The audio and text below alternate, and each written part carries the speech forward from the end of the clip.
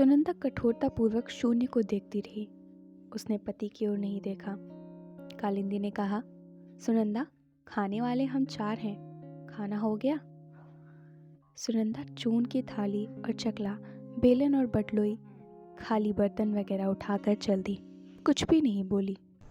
कालिंदी ने कहा, सुनती हो, 3 आदमी मेरे साथ और हैं।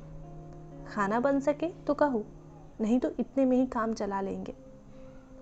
सुनंदा कुछ भी नहीं बोली।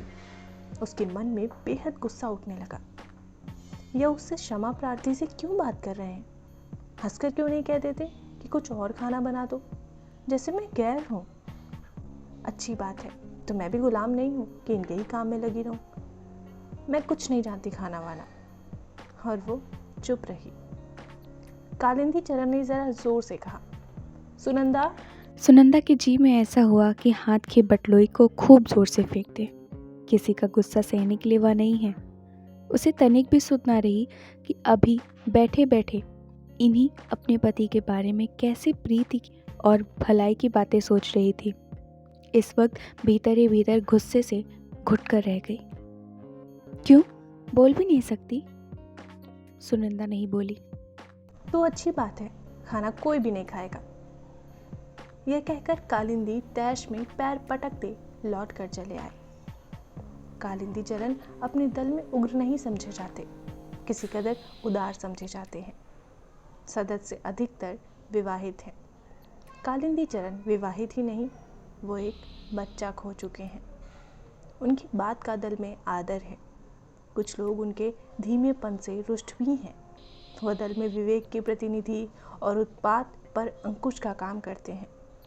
बहस इतनी बात पर थी कि कालिंदी का मत था कि हमें आतंक को छोड़ने की ओर बढ़ना चाहिए।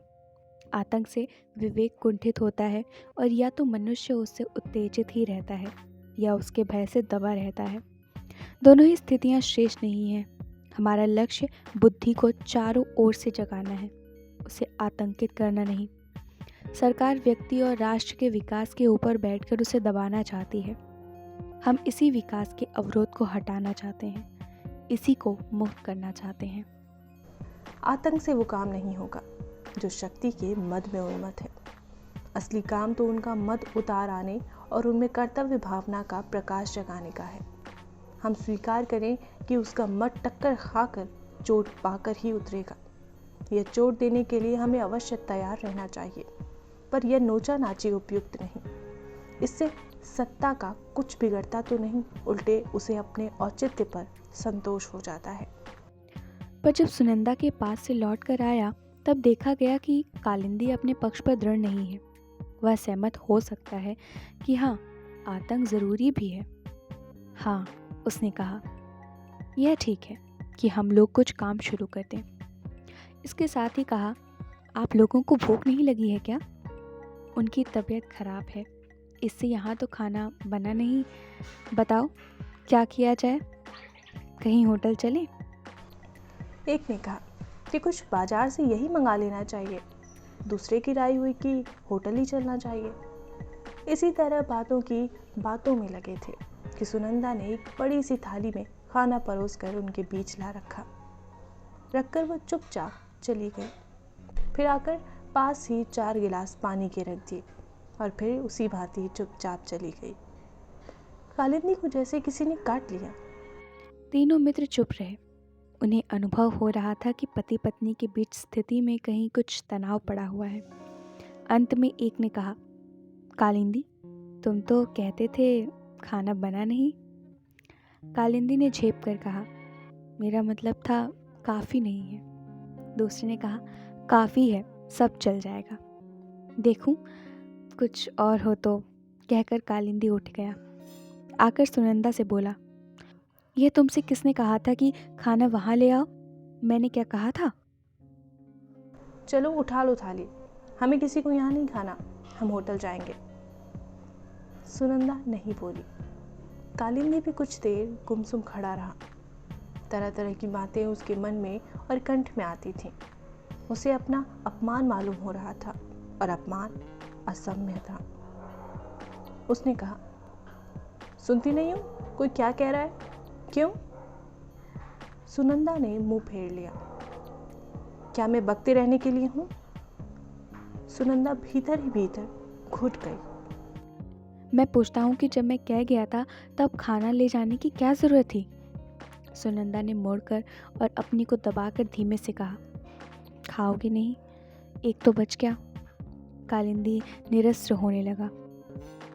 यह उसे बुरा मालूम हुआ। उसने मानो धमकी के साथ पूछा, खाना और है? सुनंदा ने धीमे से कहा, अचार लेते जाओ। खाना और नहीं है? अच्छा, लाओ अचार। सुनंदा ने अचार ला दिया और कालिंदी भी चला गया।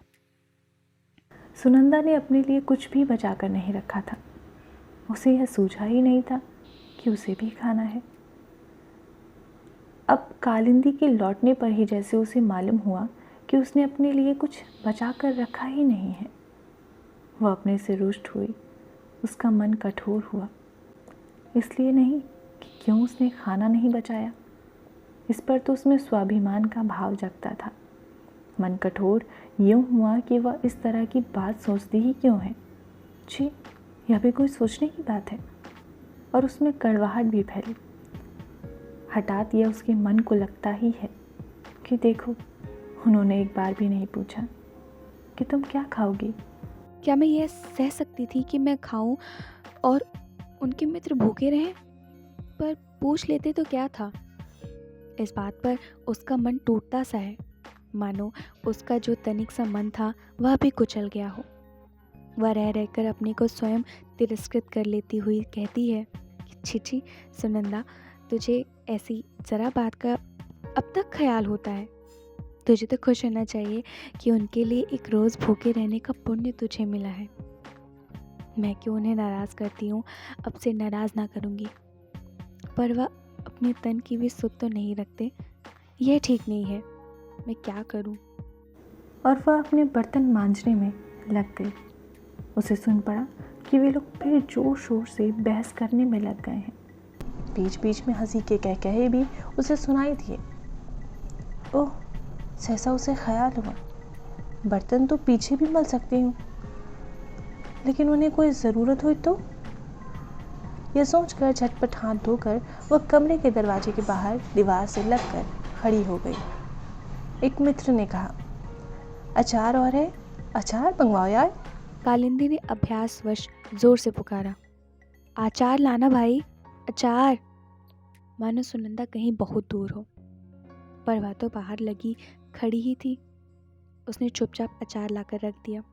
जाने लगी तो कालिंदी ने तनिक स्निग्ध वाणी से कहा, थोड़ा पानी भी लाना। और सुनंदा ने पानी ला दिया, देकर लौटी। फिर बाहर द्वार से लगकर ओंठ में खड़ी हो गई, जिससे कालिंदी कुछ मांगे तो जल्दी से ला दे।